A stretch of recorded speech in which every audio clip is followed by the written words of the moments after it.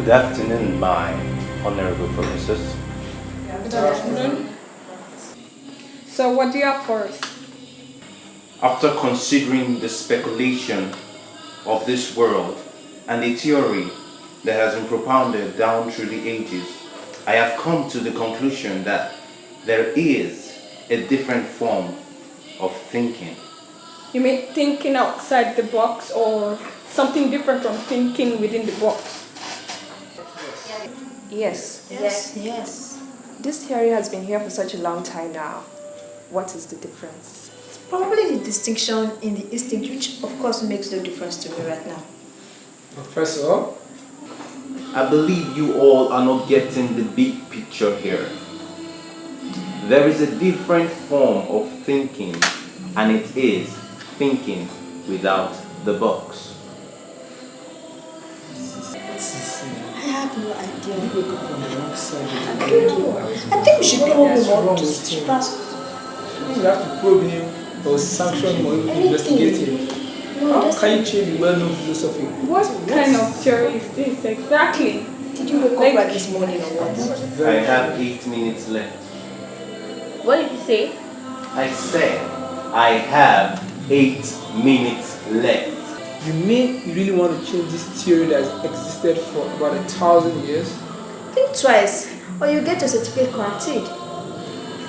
Well, I talked about that 1,000 years before I came here. So, let me take you down memory lane. See, there is something sophisticated about the memory lane. In 500 BC, a marvelous invention struck man's attention. It was the stairs, the ability to elevate oneself above the ordinary stands. During that same period, another marvelous invention struck man's attention. It was the creation of the wheels and the automobile. As man advanced intellectually, barriers were broken, and man thought of building a moving stairs, which we call today an escalator. Man didn't stop there. Man went ahead to build an elevator. Man, growing wiser down through the years, made our first bird, disobeying the laws of gravity. Today, we call that the airplane. These were man's greatest breakthroughs. But all of a sudden, out of the blues, out of this world, another invention struck man's ego. It was the unusual ability to create, the ability to go beyond borders, to bring something out of nothing, to break barriers. Man was now inspired to become a creative being, or should I say, a threatening creature, leaving everyone oblivious of what is coming next. Man has now decided to think without limitation. He has decided to recreate the laws of the past, and man is now able to defy the exact laws that support life itself, the law of time and space. Man is now able to go out of his habitat to a world beyond. An astronaut, yes, a man has now been able to transport himself from one place to another, even beyond our horizon. Man now has the ability to transport himself without going through a medium. Yes, man has built a time machine, although I've not entered one yet. Now let's bring this on, Prof. Can you use a real box to explain your view? I believe it should be called the graphical perspective. Yes, or more scientifically, it should be called painting the picture. Let me tell you a story. Putting this distinct box conspiracy into perspective.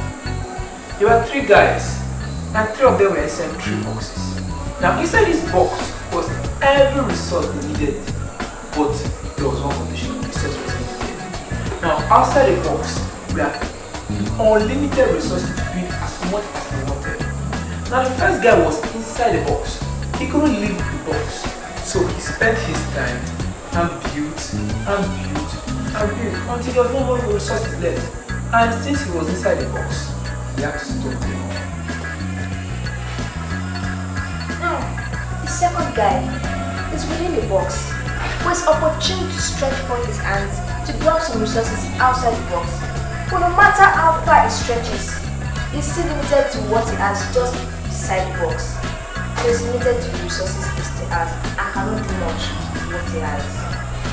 But now the third guy, my favorite guy, he built his resources with what he had in the box. He stretched out his hand to the box. And then, when he discovered that that's where he could stop, he decided, why not leave the box? And so, he tore the box, came out of the box, and he built with resources that were outside the box. And he built, and the resources and his building are higher because the resources are unlimited. Using his distinct instinct, the third guy, my favorite guy, was able to soar higher, and his two companions, they were still in the box.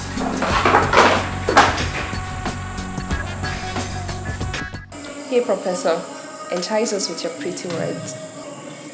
Most definitely, ma'am.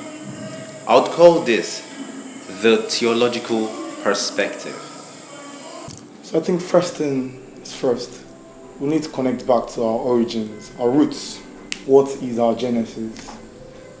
He said to the Spirit and the Son, let us make man in our own image. He was giving us two things, His grace and His image. And His grace now means His authority and His power. He was giving it all to us. He made everything first before us. Don't get deceived, don't get confused. It wasn't a mistake. He didn't just make us last because that was the last thing to do. He was bored. It was a purposeful act. He made us last because He wanted us to just take total control. He was handing us a totem. He was giving us supreme control of everything He had made. In other words, He was giving us full grace. But like all things fantastic, all things made, like all good programs, usually have a glitch. And in every amazing story, there's usually a comma. There we have the fall from grace to depravity.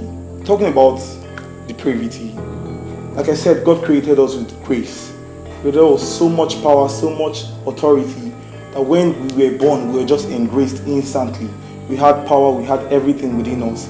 We had so much we could do, so much potential, but tapping into these things now became key. There's a saying that the secret of a wise man are in his tales. The same saying goes for God. To get the secrets of God, you need to read His word. In other words, you never get full access to the grace. You get it in levels by unlocking secrets of His word. But then some people don't even know about this grace. Some people don't know about anything they possess. They're falling so deep into depravity. They're falling so deep inside the box that they can be compared to dead. In this case, the box is like a coffin to them. I call that the box race, because these people who are inside the box, they keep running the rat race every day. They do the same things. Their life is predictable. You can tell what they're going to do. You can trap them. They're the ones that just end easily. It was not meant to be so. But then there's some people now who have emerged gods amongst men. There's some people who have turned to rulers, the local rulers, the presidents, the people these people worship, the celebrities. These are people who have decided to think outside the box. They have identified the first problem. Oh, there is a box. And we can do better. We can think outside this box. These were the second degrees, the virtuosos, the prodigies, the geniuses that think without this box. Because they've connected back to the truth. These people have connected back to their roots. And they have connected back to the word. And they can unlock the remaining levels of grace in the word. These are the people that possess the distinct instinct about the boxical conspiracy, about the box theory. These are the people we're supposed to emulate. These are the people who are supposed to be like the third degrees of people. These are the people that start the race. And as they go with the race, they get grace. And they increase and improve in their pace. And end up becoming ace. Thank you. Thank you very much for your time. On behalf of the professors, we'll get back to you shortly.